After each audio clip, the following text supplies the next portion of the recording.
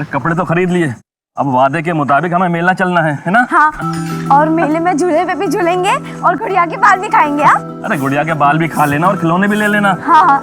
अरे जानकी। क्या भैया, आप भी ना घर में इतने सारे खिलौने पड़े हैं, आप तो ना कुसुम को बिगाड़ रहे हैं। चलो ना मामा, जल्दी मेले में जाना है। चलो। हाँ चलते हैं। अरे जानकी तुम भी चलो ना। नहीं नहीं भैया, आप लोग जाकर आओ, आज कुसुम का जन्मदिन है, आज इसके मनपसंद का खाना बनाऊंगी। और गुलाब जामुन मत भूलना। जरूर बनाऊंगी, मामा को सताना नहीं और जल्दी आना। ठीक है, चलो। ठीक है, चलो चलो। एक हंसते खेलते परिवार की एक हंसती खेलती लड़की, लेकिन किसे पता था कि हालात के भंवर में उसकी जिंदगी तबाह होकर रह जाएगी।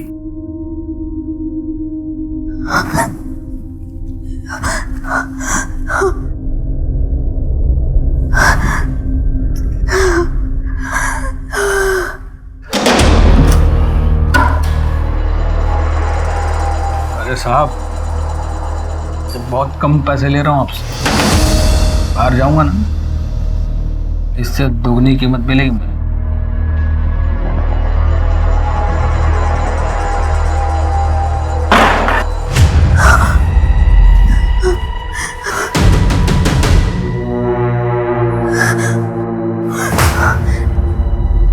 अंकल, मुझे मेरी मम्मी के पास जाना है, वो मेरा इंतजार कर रही होगी। आज मेरा जन्मदिन है ना। तुझे मम्मी के पास जाना है ना?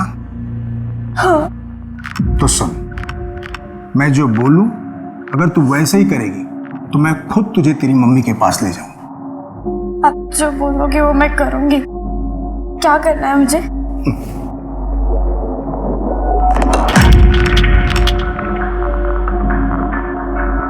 ले गुड़िया, ये तेल मुझे लगा दे। ले।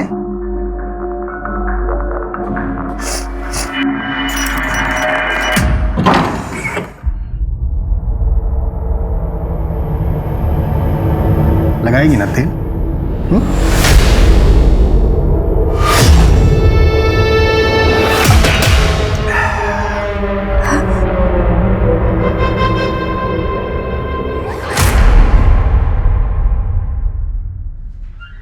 हाँ जी जी जी, 2 आइटम्स और ऐड करवाना है जी, मैं करवा देता हूँ। सलाम। वालेकुम अस्सलाम बेटा, तेरा ही इंतजार कर रहा था। ये ना बैंक से लेटर आया है, केवाईसी की कुछ प्रॉब्लम है, उन्होंने अकाउंट फ्रीज कर दिया है, उन्हें रिप्लाई ड्राफ्ट। अमित भाई, आज तक कभी ऐसा नहीं हुआ कि आपने अपनी बेटी को याद किया हो और प्रवीण ना आई हो। कैसी हो बेटा? ठीक है चाचा। खुश रहो। अब्बू, आप मुझे अपने आधार कार्ड की कॉपी दे दीजिए। लाता। ये बेटा जेरोक्स। ठीक है अब्बू, चलती हूँ मैं, शाम को मिलती हूँ। अल्लाह हाफ़िज़। अल्लाह हाफ़िज़।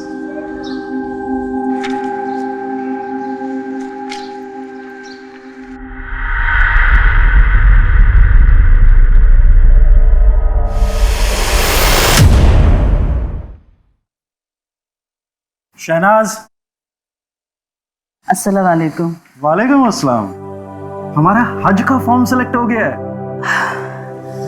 अल्लाह का लाख लाख शुक्र है। हाँ वो तो है, बस अल्लाह के दरबार में जाने से पहले हम इतना चाहते हैं कि अपनी जिंदगी के तमाम मसले सुलझा लें, ताकि वहां कोई शर्मिंदगी ना हो, कोई कुफ्त ना हो। मैं समझ रही हूँ आपका इशारा किस तरफ है। आप जो सोच रहे बेहतर ही सोच रहे।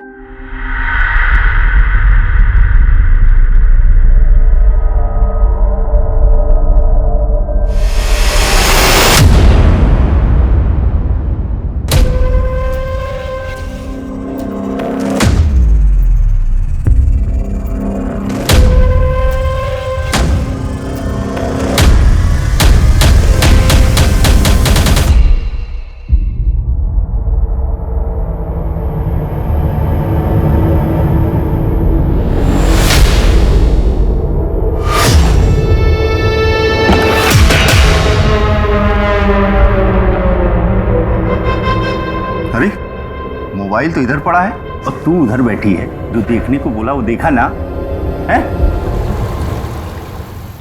चाचा, हामिद चाचा, हामिद चाचा, चाचा,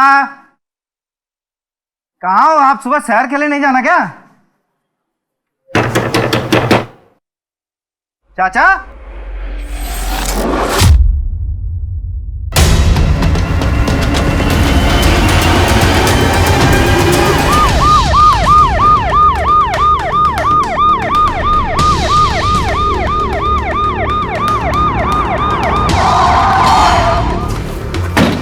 चलिए हटी हटी हटी।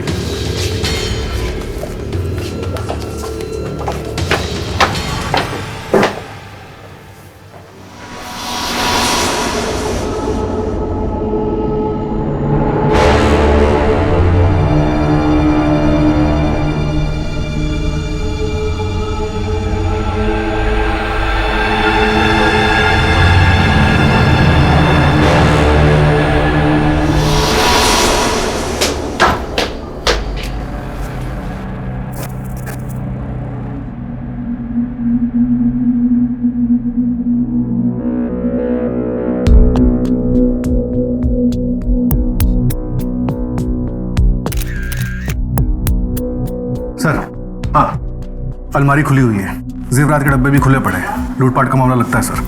हाँ लिख लीजिए, ये भी लिख लीजिए। आप जानते हैं ना? सर ये हामिद भाई हैं, हामिद चौधरी, और ये उनकी बीवी शहनाज। पुराने वाले चौक पे इनका एक रेस्टोरेंट है। हम लोग सुबह आमतौर पे सैर करने जाते थे। आज जब सुबह में आया तो देखा इनको। सर इधर आइए।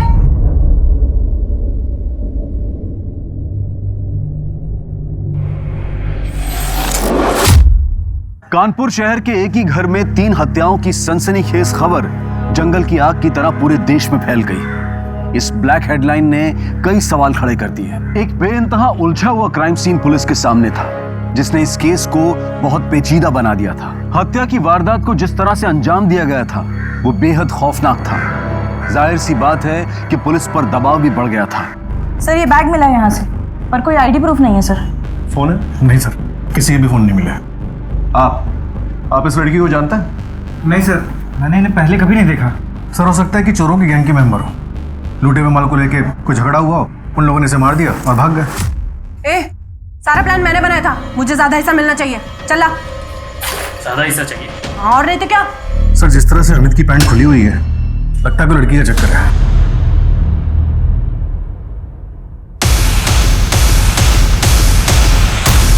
वरना एक अनजान लड़की की लाश घर में, वो भी बाथरूम के अंदर मिलना, बात को समझ में नहीं आती सर। नहीं, नॉट पॉसिबल। कोई भी शादीशुदा मर्द अपने घर में पत्नी होते हुए किसी दूसरी औरत को नहीं बुलाएगा। सर ये लड़की के कपड़ों को देखकर लगता है कि इसके साथ कुछ गलत हुआ है। सलवार का नाड़ा बिल्कुल ढीला है सर। इतना लूज अगर नाड़ा रहा तो सलवार रुकने से रही सर।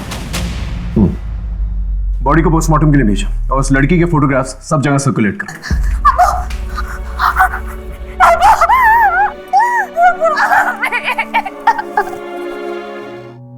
वो लड़की कौन थी और यहाँ क्या कर रही थी, मुझे नहीं पता। किसी से कोई दुश्मनी या फिर आपके अब्बू का उस लड़की के साथ कोई अफेयर वगैरह? ये कैसी बातें कर रहे हैं आप? देखिए, आप नाराज मत होइए।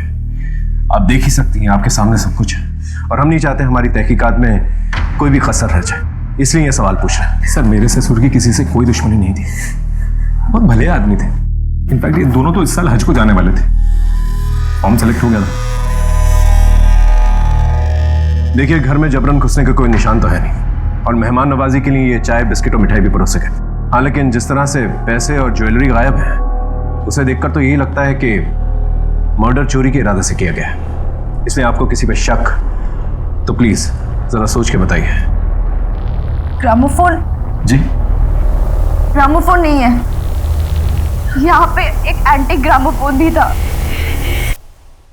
अजीब बात है सर, पैसों और ज्वेलरी के साथ कोई ग्रामोफोन भी उठा के ले गया। बात को समझ में नहीं आई। एंटीक था, जो कोई भी इसे ले गया है उसे इसकी कीमत का अंदाजा होगा, इसलिए उठा कर ले गया। फिलहाल तो कुछ भी समझ में नहीं आ रहा, लेकिन समझ जाएंगे। सर, आप बेफिक्र रहिए, हम पूरी कोशिश करेंगे। जी, जय हिंद। सर, आकर हामिद के घर के पास एक जगह सीसीटीवी लगा है, लेकिन उस घर का मालिक परवेज अपने परिवार के साथ लखनऊ गया शादी अटेंड करने। उसके वापस आने के बाद ही हमें सीसीटीवी फुटेज मिल पाएगा। उस लड़की के बारे में कुछ पता चला?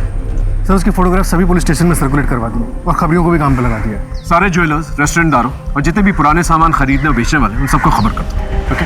समझ में नहीं आ रहा इस लड़की का क्या कनेक्शन है इन लोगों के साथ। आखिर वो वहां पर कर क्या रही? उसे क्यों मारा?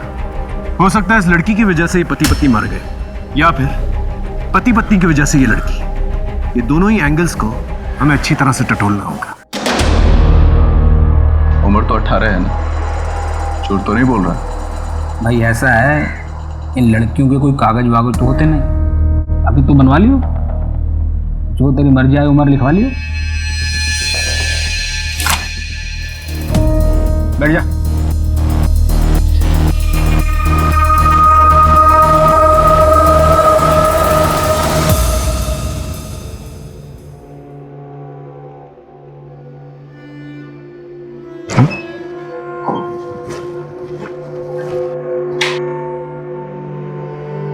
आओ अंदर आओ।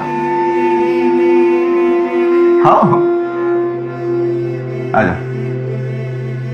ये है अपना छोटा सा घर, लेकिन तुझे रानी बना के रखूंगा। और हाँ, आज से तेरा नाम रुखसार है। चलो मैं तुम्हें हमारा कमरा दिखाता हूँ। ये है हमारा कमरा। हाँ, तुझे जो चाहिए बेझिझक बता देना। मुझे मेरी माँ से मिलना है। ज़्यादा तो याद नहीं है, पर कानपुर में किदवी नगर में घर था हमारा। ठीक है, ले जाऊंगा, लेकिन आज की रात ये सब बात मत कर।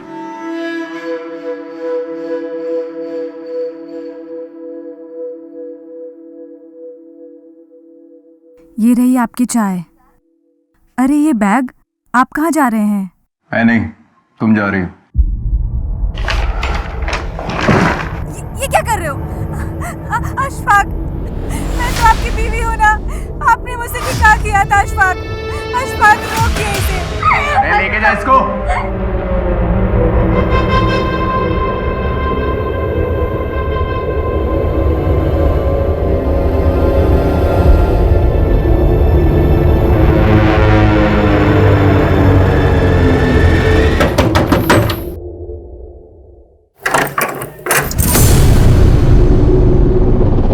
ये सब कहाँ से ले आया?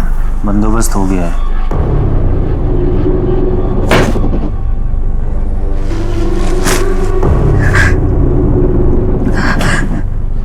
ये तुमने ठीक नहीं किया।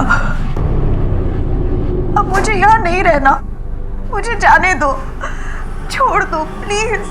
मैं तुम्हारे पैर पड़ती हूँ।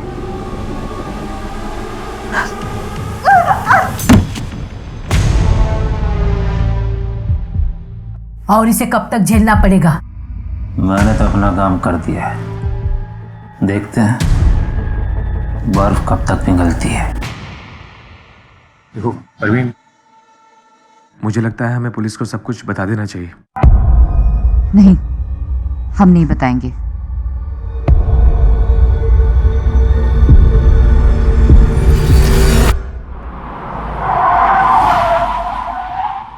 मजदूर का पसीना सूखने से पहले उसकी मजदूरी दे दिया करते थे। वो बहुत ही अच्छे इंसान थे, भूल नहीं पाएंगे हम।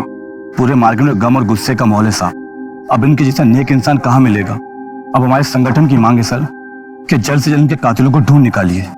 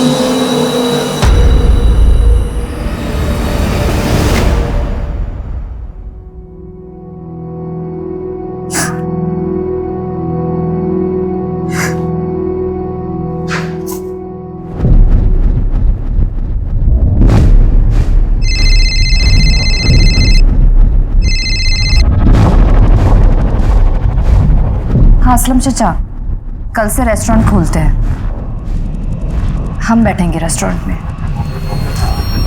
ठीक है, जल्दी थाने आ जाओ। सर, हाँ कर। हामिद के मोहल्ले में रहने वाले जुनैद के घर का सीसीटीवी फुटेज मिल गया। नाविद को फुटेज के साथ मैंने थाने बुला लिया।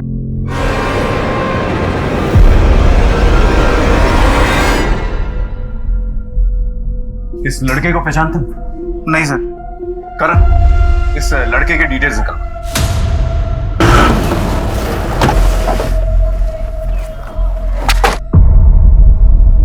अच्छे से चेक करो, शायद का सुराग मिल जाए।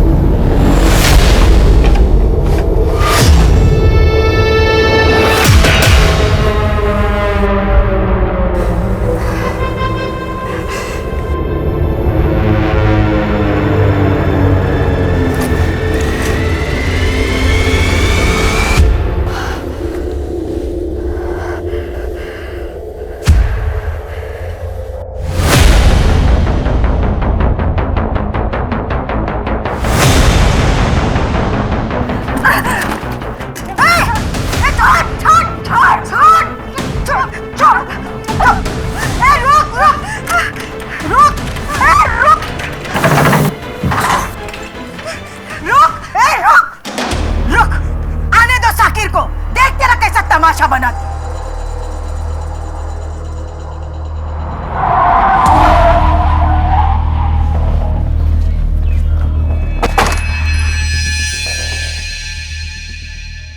इसे पहचानते हैं आप? इसे आपके मोहल्ले में देखा गया? नहीं सर। नहीं।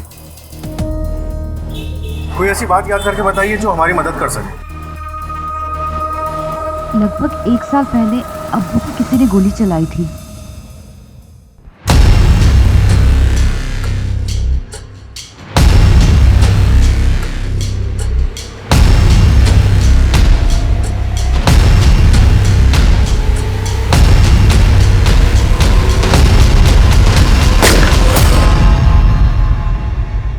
गोली चलाई थी? किसने? सर आज तक पता नहीं चला। अब्बू को लगा शायद उनसे समझने में गलती हुई है, इसीलिए हमने कंप्लेन भी नहीं की। कब की बात है ये? पिछले साल 24 अक्टूबर की बात है। एक साथ हुए इस ट्रिपल मर्डर से पुलिस प्रेशर में थी। ये केस अब एक जिगजैग आरी की तरह से हो गया था। पुलिस टीम हाथ हाथी एक एक इंफॉर्मेशन से इस केस को समझने की कोशिश कर रही थी। सर, अगर पोस्टमार्टम रिपोर्ट आ गई है। रिपोर्ट के मुताबिक तीनों की हत्या किसी धारदार हथियार से गला काटने की वजह से हुई थी। और एक बात सर, इस लड़की की लाश हमें बाथरूम में मिली थी। मारने से पहले उसके साथ सेक्सुअल एक्टिविटी हुई थी।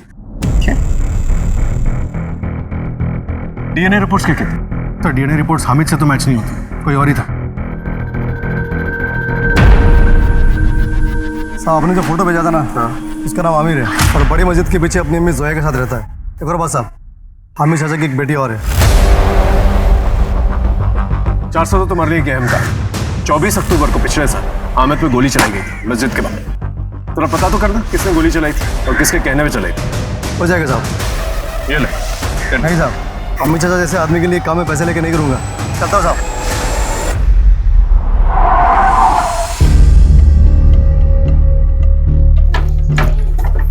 ये वाला सामने वाला। जी, आपका बेटा आमिर कहाँ है? वो कई दिनों से घर से गायब है। आपका बेटा कई दिनों से घर से गायब है और आपने पुलिस में कंप्लेंट तक नहीं करवाई? तलाशी लो अंदर। लेकिन साहब, सर अंदर कोई नहीं है। नंबर दो आमिर का। जी। आपने हमसे एक बहुत बड़ी इंफॉर्मेशन छुपाई है। आपकी एक और बहन है? जी है। माँ बाप के मरने के बावजूद नहीं आई, क्यों? और ये बात आपने हमसे क्यों छुपाई? क्योंकि अब्बू उससे बहुत नाराज थे। अब्बू, बैंक का काम हो गया है, आप टेंशन मत लो, कॉल आ जाएगा आपको।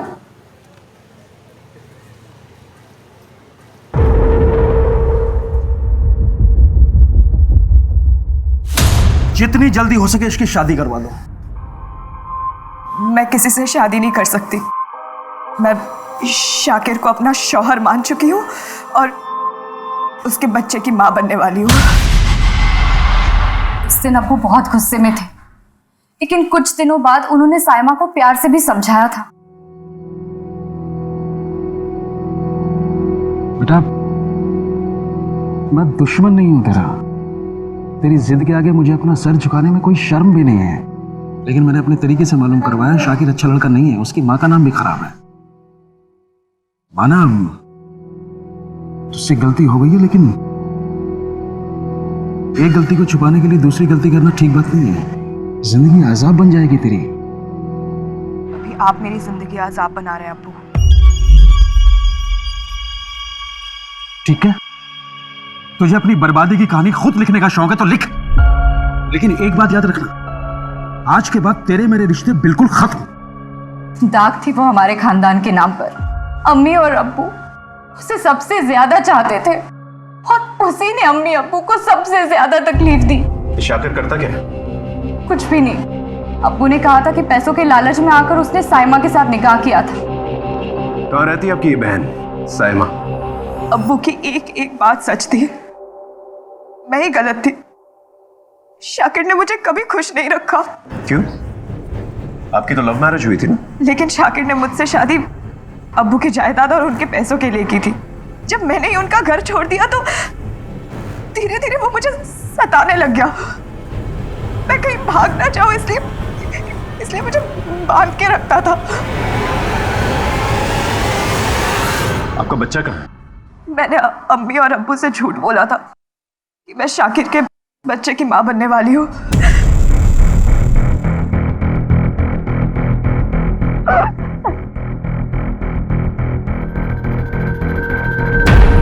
ठीक है, आप लोग पुलिस कंप्लेन कीजिए, हम तहकीकात करेंगे। Sir, father, Gautam Nagar police station से खबर आई है। इस लड़की का नाम कुसुम है और सर 2 साल पहले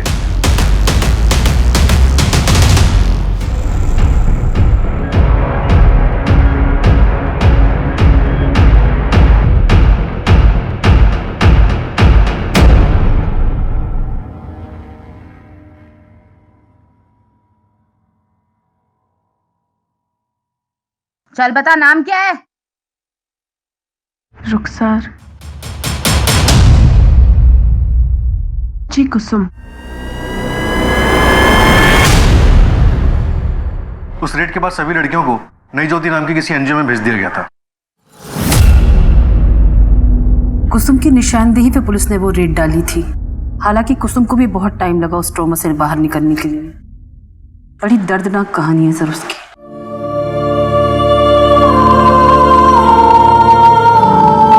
कुसुम को लोगों ने सामान की तरह इस्तेमाल किया।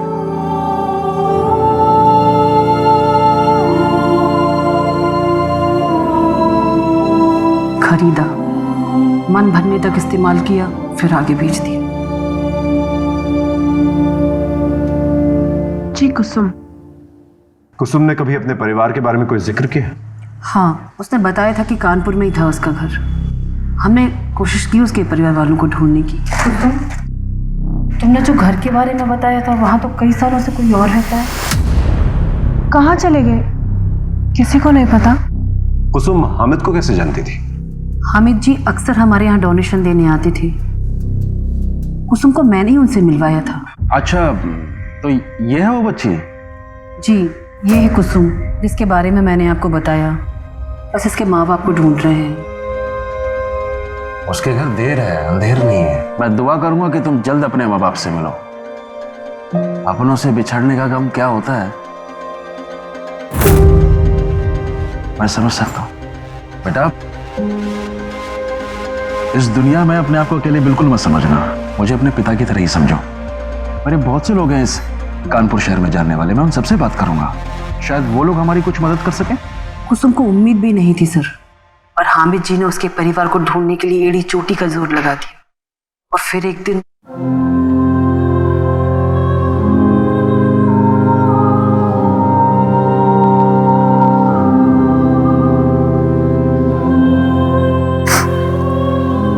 माँ कुसुम सब मुझे कहते थे कि तू कभी नहीं आएगी, लेकिन मुझे यकीन था बेटा तू मुझे जरूर मिलेगी। तुम्हारे जाने के बाद सब बेचकर हम चित्रकूट आ गए थे, लेकिन तू इतने साल कहाँ थे बेटा? माँ बहुत लंबी कहानी है, मैं आपको मिलकर बताती हूँ ना। हमें चाचा की वजह से ये सब मुमकिन हो पाया है। माँ बस 2 दिन में मैं आपके पास आ जाऊंगी।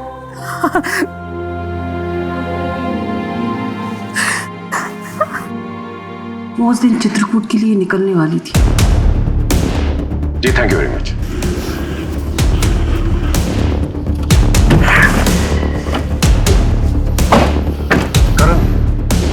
कहीं ऐसा तो नहीं कि कुसुम के इतिहास ने इन लोगों का इतिहास बना दिया?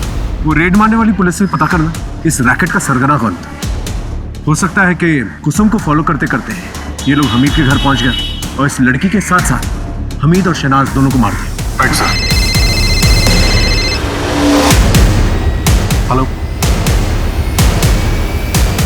सर, आमिर का पता चल गया।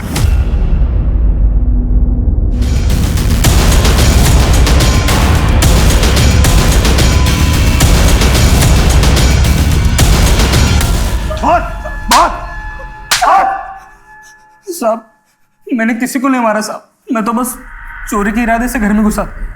और साहब मैं जब वहाँ पहुँचा तो वो सब देखने के बाद मैं बहुत डर गया था साहब, और भाग ही रहा था कि मेरी नज़र गामोफोन पर पड़ी। मैं उसे चुरा कर वहाँ से भाग गया साहब, बस इतना ही सर।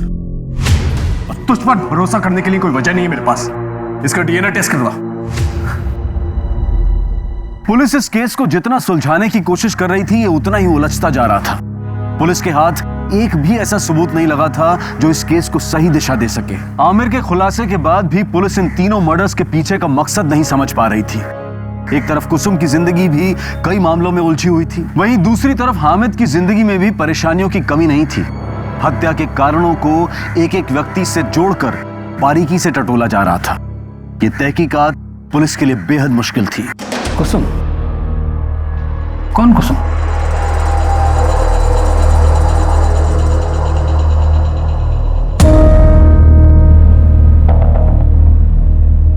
अरे ये तो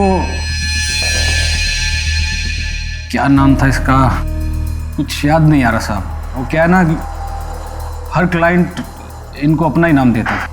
किसे सुपारी दी थी इसे मारने की? साहब मैं इसकी सुपारी क्यों दूंगा? क्योंकि इसने पुलिस में खबर करके तेरे धंधे को चौपट करवा दिया। अच्छा तो ये थी? अच्छा वो मर गई। सर जेल के अंदर की खबरियों को एक्टिवेट करता हूँ। अगर इसने कुछ किया होगा तो बाहर जरूर बात आएगी। साहब गुड्डन नाम के आदमी को हामिद चाचा के 2 नंबर वाले दामाद ने सुपारी दी थी जान से मारने के लिए, और इस 2 नंबर वाले दामाद का नाम साकिर साहब।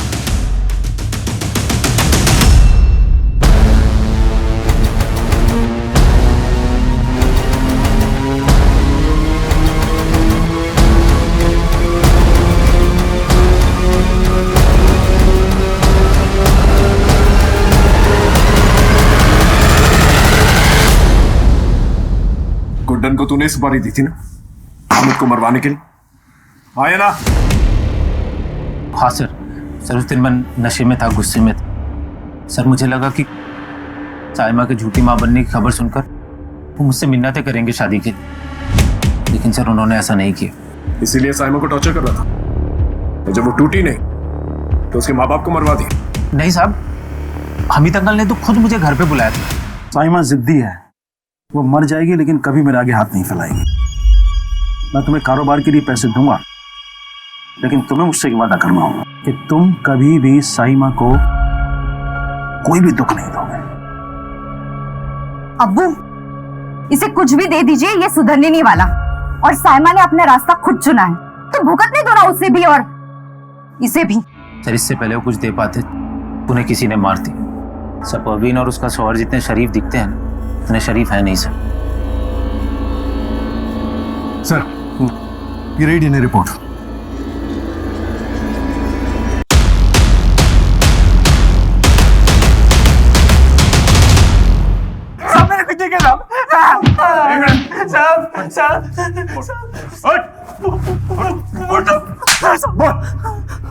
बोलता हूँ साहब।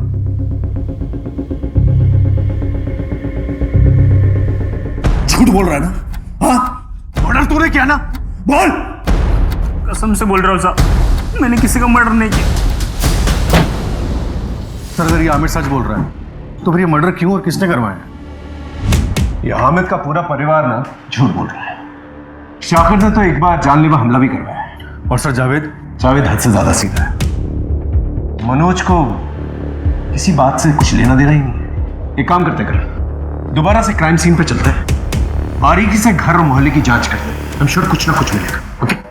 कहते हैं कि हर क्राइम सीन अपनी कहानी खुद बयां करता है, लेकिन कई बार ऐसा होता है कि सच कुछ और होता है और पुलिस की आंखों को कुछ और ही दिखाया जाता है। जो बारीकियां, जो डिटेलिंग पहली बार में नजरअंदाज हो जाती है, उसके लिए पुलिस को क्राइम सीन पर कई बार जाना पड़ता है। पुलिस ने हार नहीं मानी और हर बार एक नए जोश के साथ अपनी तहकीकात जारी रखी। इस केस में भी ऐसा ही हुआ। उनकी यही सूझबूझ उनके काम आ गई।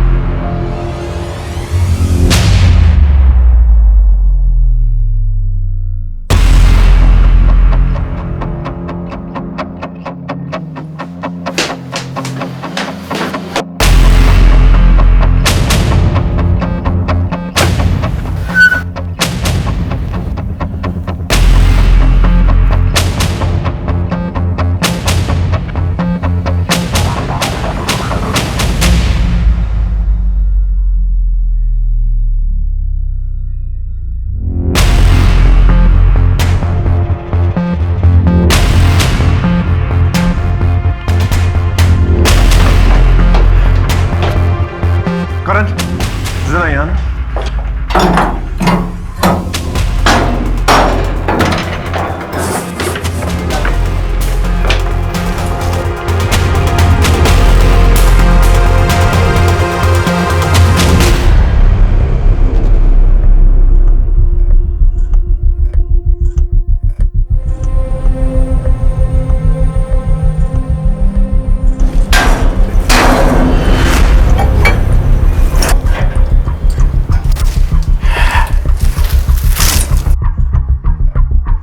मुझे लगता है किलर ने आने जाने के लिए यही रास्ता इस्तेमाल किया। वो ये बाउंड्री चढ़ के यहाँ पर आया होगा। किचन का जो पिछला हिस्सा है उसमें पुराना ताला लगा हुआ है और यहाँ पर ये नया ताला। और सामने के सीसीटीवी फुटेज में हमें कोई आता जाता नजर नहीं आया। और घर में आने जाने के लिए और कोई रास्ता है नहीं। वो किचन का दरवाजा भी बंद है, तो यही एक रास्ता बचता है। कातिल ने यही रास्ते को इस्तेमाल किया है। और ये खून के धब्बे, स्किन टिश्यूज और ये फटा हुआ कपड़ा ये बताते हैं कातिल ने आते जाते वक्त जब इस खिड़की का इस्तेमाल किया होगा उसे गहरी चोट लगी होगी। कातिल अपने जिस्म पे अपने करतूतों के निशान लेके घूम रहा है। एक काम करो, एरिया के जितने भी डॉक्टर्स हैं ना उनसे पूछताछ करो। उसने किसी न किसी से तो इलाज करवाया होगा। और फॉरेंसिक टीम को जल्दी से यहाँ भेजो। Right sir. पुलिस की नजर एक ऐसे रास्ते पर पड़ी थी जो आम रास्ता नहीं था और अपनी तहकीकात में कोई कसर ना छोड़ते हुए पुलिस ने फिर एक बार नए सिरे से पूछताछ शुरू की। हाँ सर, 15 टाके आए थे। ये आया तो था इलाज के लिए, लेकिन दोबारा नहीं आया। ये मेडिसिन भी वो लेके नहीं गया। पुलिस के हाथ अब सबूत आ चुके थे, लेकिन पुलिस पूरी जिम्मेदारी और सूझबूझ के साथ कातिल पर हाथ डालने की तैयारी में जुट गई।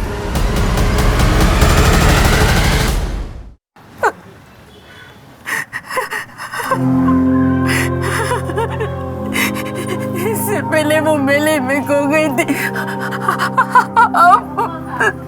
मेले में खोई नहीं थी, बेच दी गई थी।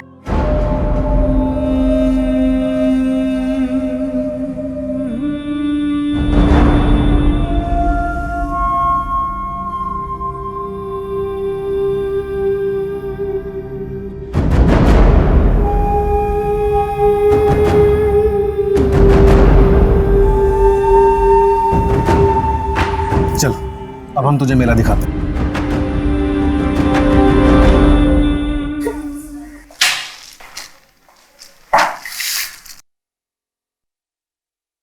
दोबारा से पट्टी करवाने नहीं गए?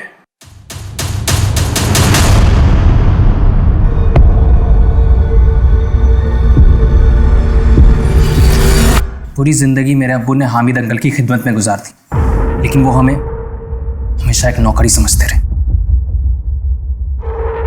ये गाड़ी अभी तक यहाँ क्या कर रही है? इसे तो 2 घंटे पहले निकल जाना चाहिए था। इतना बड़ा कैटरिंग का ऑर्डर है, आज तक किसी कस्टमर ने मुझसे इस तरह से बात नहीं की है। और ये जो रेस्टोरेंट है ना, ये सिर्फ मेरी गुडविल पर चलता है। कुर्ती आगे फाड़ के क्या देख रहा है? और असलम तू अपने बेटे रेहान की तरह ना निकम्मा हो गया है। घर लेके निकल, चल। मुझे बहुत बुरा लगा था और मेरे गुस्से के आग को हवा दी। किसने हवा दी?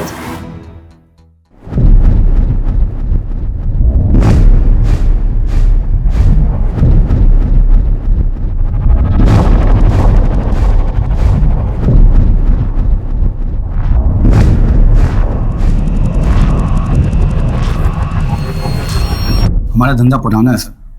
हामिद भाई की पहले टेलर की दुकान थी। हमारे धंधे को देखते हुए उन्होंने रेस्टोरेंट खोला और उस रेस्टोरेंट का नाम शहनाज रखा। देखते ही देखते सारे कस्टमर उनके पास जाने लगे और एक दिन इसी सदमे से मेरे अब्बू की हार्ट अटैक से मौत हो गई। पूरे 2 साल लंबा इंतजार किया और उस रात रेहान की आंखों में हामिद के लिए नफरत दिखी। तब जाके मैंने अपना लंबा इंतजार खत्म किया। देख लिया तूने अपनी वफादारी का अंजाम, अब ले अपना इंतकाम।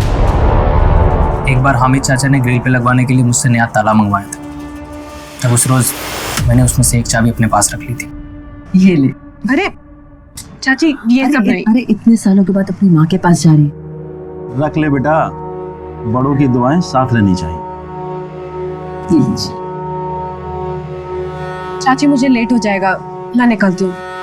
जरा वॉशरूम करा, वो उस तरफ है वॉशरूम। फ्रेश होके आ जा, तब तक मैं नमाज पढ़ लेती हूँ। जी।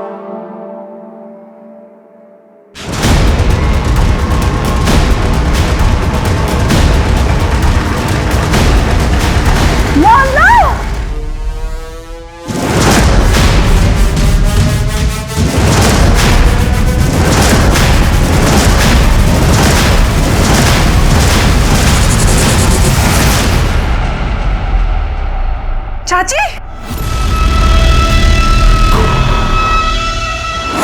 चाचा,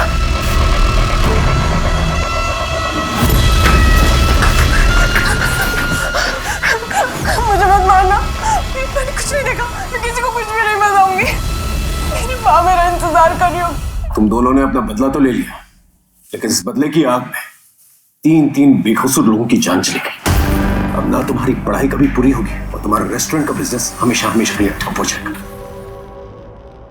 माता पिता हमेशा बच्चों का भला ही चाहते हैं, लेकिन कभी कभी बच्चों द्वारा लिए गए अपने इंडिपेंडेंट फैसलों से वो नाखुश हो जाते हैं। और यही वो वक्त होता है जब परिवार में दूरियां और नफरत बढ़ने की गुंजाइश बन जाती है। हामिद ने साइमा के लिए बहुत कुछ सोच रखा था, लेकिन उसने अचानक शादी कर ली और बाप और बेटी के रिश्ते में दरार पड़ गई। रेहान ने मोइन के बहकावे में आकर हामिद की जान ले ली। हामिद मोइन की रंजिश का शिकार बन गया। अब मैं अनूप सोनी आपसे विदा लेता हूं। फिर मुलाकात होगी क्राइम पेट्रोल सतर्क के ब्लैक हेडलाइंस अध्याय में एक और नए केस के साथ। और याद रखें, क्राइम और आपके बीच में सिर्फ इतना फर्क है कि आप कितने सतर्क हैं। सतर्क रहें, सुरक्षित रहें। जय हिंद।